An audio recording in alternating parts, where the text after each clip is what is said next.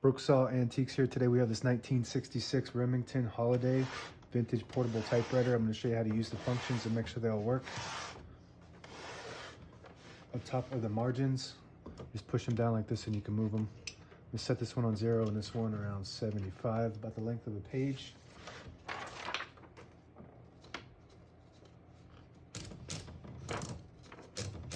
And this is the paper bail that sits on top, holds the page down.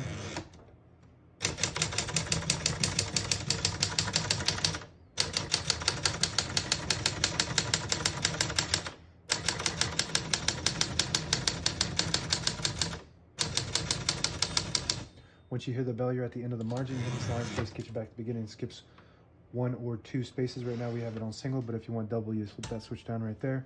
It skips 2. We're going to keep it on single for now and finish typing.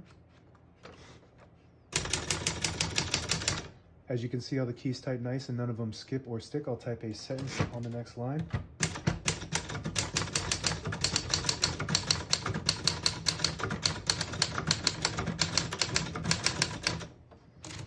Very nice typing machine. Remington made very high quality typewriters, one of the most popular brands.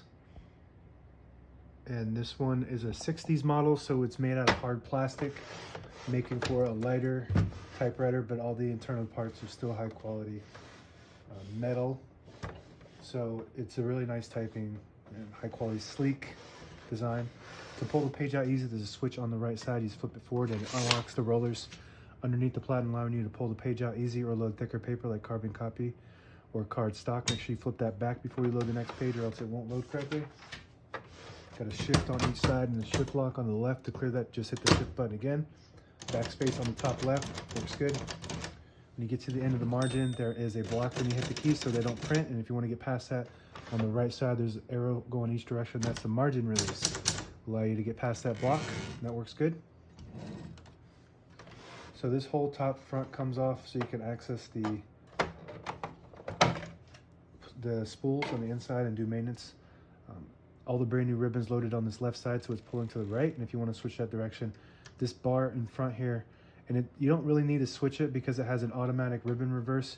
So whenever one side gets used up all the way, it'll start automatically switch to the other side. But if you want to change the direction, this little bar up front here, just move it to one direction or the other.